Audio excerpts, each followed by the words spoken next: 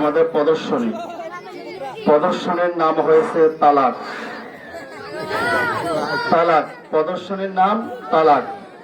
আমরা অনেকে জানি না, আমরা সংসার করতেছি ঠিকই, আমাদের স্ত্রী আমাদের বন্ধনে নাই, এটা আমরা অনেকেই জানি না। তো এই জন্য আমরা লক্ষ্য করব কিভাবে তালাক হইতেছে।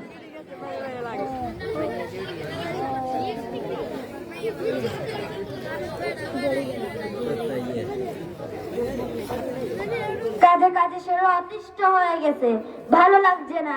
এক গ্লাস পানি দাও।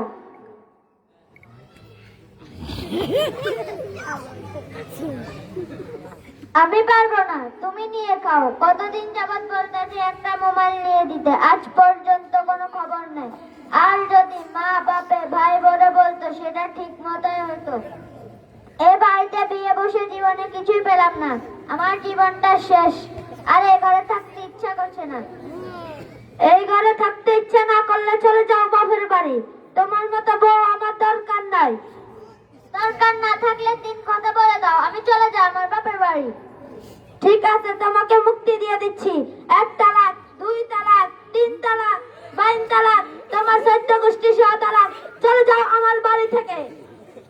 চলে যাচ্ছি, তুমি থাকো। তোমার ছেলে মেয়ে নেই তোমার বাড়ি।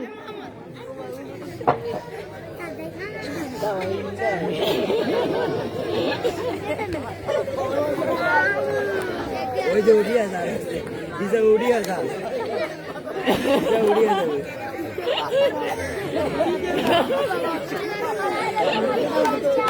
দোস্ত, আজ আমাদের এলাকায় একটা অঘটন ঘটেছে। কি হয়েছে? কিছু শুনলাম না তো।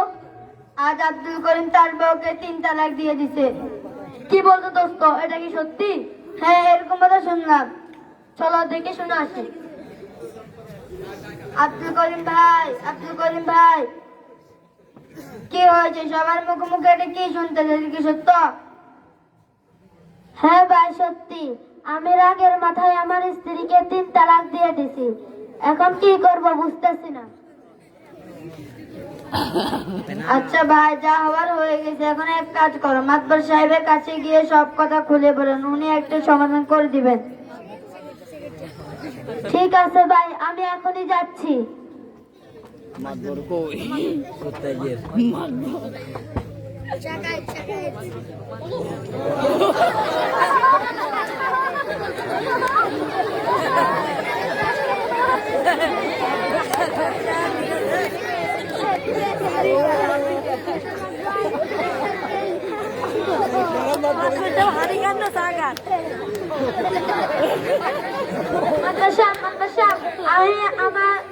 আমি রাগের মাথায় আমার স্ত্রীকে আমি একটা বড় ভুল করে ফেলেছি।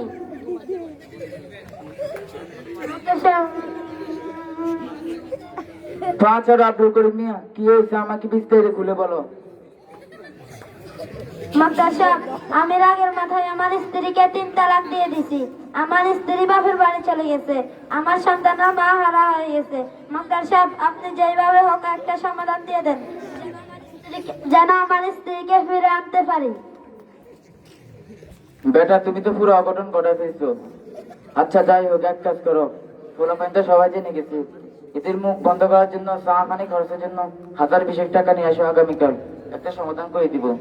ঠিক আছে মাস্টার সাহেব, আমি আগামীকাল আসবো। ঠিক আছে, যাও। ওই যে চা-পানি খরচের কথা বললাম, এটা মাথা রাখো। ঠিক আছে, আমি ব্যবস্থা করে আসবো।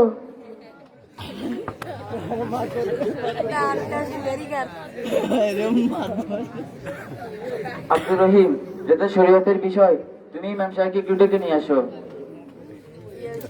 ইমাম সাহেব হুজুর। আসসালামু আলাইকুম ওয়া রাহমাতুল্লাহ। ওয়ালাইকুম আসসালাম। আপনাকে মাতবর সাহেব ডাকছে। ঠিক আছে, চল।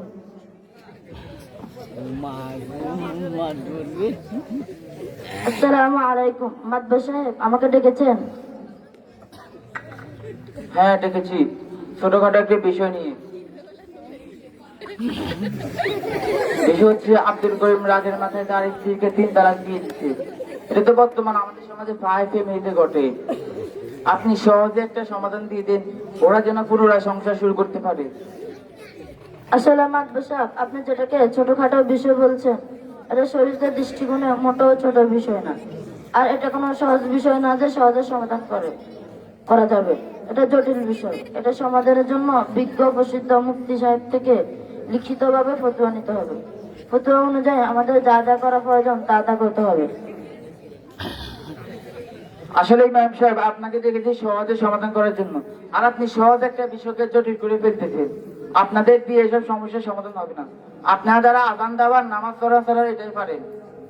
বুঝছি, যা করার আমাকে করতে হবে।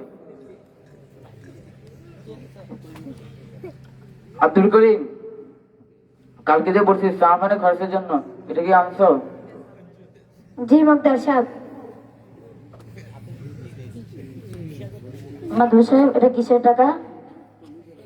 এই বলা পান যে চা পানির জন্য। মাতবর সাহেব, চা পানির জন্য হোক, যে জন্যই হোক, এটা সম্পূর্ণ ঘুষের মধ্যে শামিল। হযরত আব্দুল্লাহ ইবনে আমর রাদিয়াল্লাহু তাআলা আনহু হইতে বর্ণিত, রাসূল সাল্লাল্লাহু আলাইহি ওয়াসাল্লাম ইরশাদ করেন, লা'নাতুল্লাহি আলার রাশি ওয়াল মুরতাশি। রাসূল সাল্লাল্লাহু আলাইহি ওয়াসাল্লাম বলেছেন, ঘুষদাতা এবং গহরিতের উপর আল্লাহর লানত। শুনেন মাতবর সাহেব, শরীয়ত কখনো কারো শক্তি, দাপট, ক্ষমতা দিয়ে চলে না। শরীয়ত চলে কোরআন সুন্নাহর আলোকে। আমরা যদি নিজেকে মুসলমান দাবি করি, অবশ্যই আমাদেরকে কোরআন সুন্নাহ অনুসরণ করা লাগবে। কোরআন সুন্নাহর বাহিরে গিয়ে যদি এসব বিষয় মন গড়া সমাধান দেওয়া হয় আর ওরা পুনরায় সংসার করে, তখন ওদের জীবনের প্রতিটা মুহূর্ত জানার গুণের মধ্যে শামিল হবে। আর এর দায়ভার সম্পূর্ণভাবে ভুল ফতোয়াকারীরা বহন করতে হবে। এর জন্য আল্লাহর আদালতে কঠিন বিচারের মুখোমুখি হতে হবে।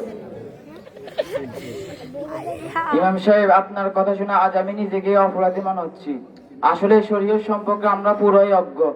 মুসলমান হিসেবে কোরআন সুন্নাহ অনুযায়ী চলা উচিত। আব্দুল করিম, আমার জানা মতে খানপুর মদিনাতুল উলুম তালিমুল কালাম মাদ্রাসার একজন বিজ্ঞ ভালো মানের মুফতি সাহেব আছে। ইমাম সাহেব সহ মুফতি সাহেব কাছ থেকে লিখিতভাবে ওই সমাধান নিয়ে আসো, আর ওই সমাধান অনুযায়ী আমাদের সামনে চলতে হবে। ঠিক আছে মুক্তার সাহেব।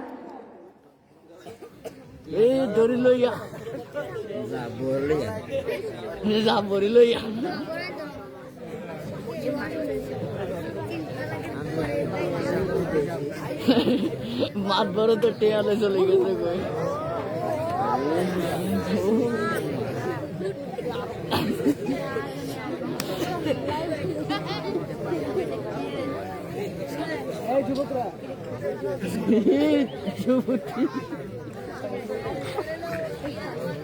আসসালামু আলাইকুম।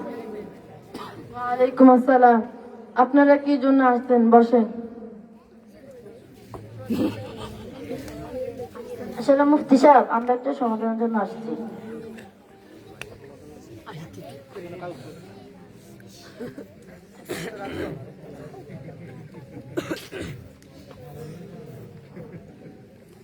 আমি নিম্নে স্বাক্ষরকারী মোহাম্মদ আব্দুল কারিম, পিতা আব্দুল সত্তর, মাতা ফাতেমা বেগম, গ্রাম খানপুর, থানা বেগমগঞ্জ, জেলা নোয়াখালী। আমি মোহাম্মদ আব্দুল করিম আমার স্ত্রী রহিমা বেগমকে পারিবারিক কিছু ঝামেলার কারণে রাগের মাথায় 3 তালাক উচ্চারণ করে ফেলি। এখন মুফতি সাহেবের নিকট জানার বিষয় হলো, শরীয়তের আলোকে উক্ত বিষয়ের সঠিক সমাধান জানিয়ে বাধিত করলে বিশেষভাবে কৃতজ্ঞ থাকব। এখন আমরা কিছু তালাকের মাসআলা শুনি।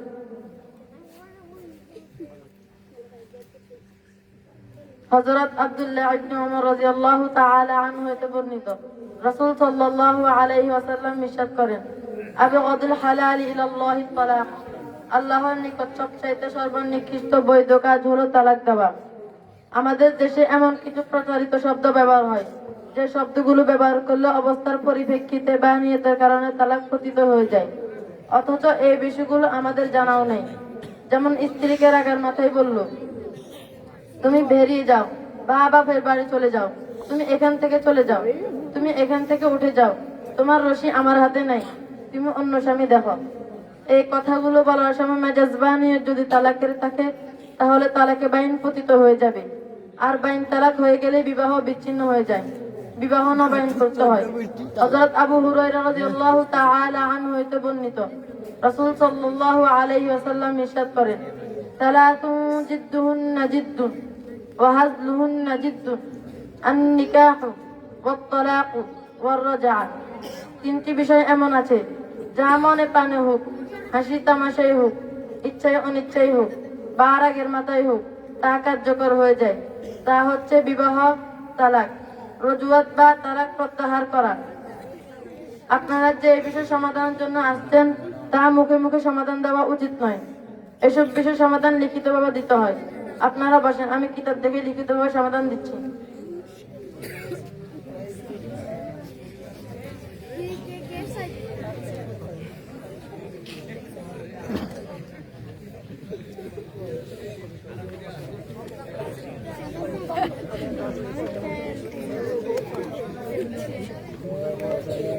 আপনার প্রশ্নের আলোকে কোরআন সুন্নাহ অনুযায়ী সমাধান হলো, আপনার স্ত্রীর উপর 3 তালাক পতিত হয়ে আপনার বৈবাহিক সম্পর্ক সম্পূর্ণরূপে বিচ্ছিন্ন হয়ে গেছে।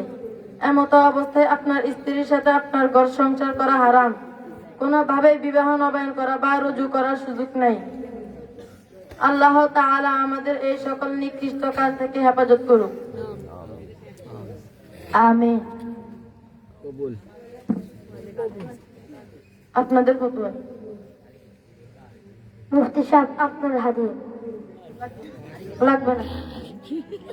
আপনি নেন। না লাগবে না, নেন।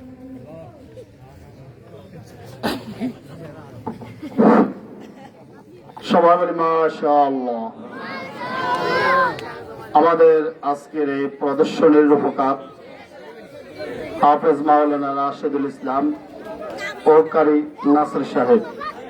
আমরা ওনাদের জন্য দোয়া করব, যারা প্রদর্শন দেখাচ্ছে তাদের জন্য দোয়া করব।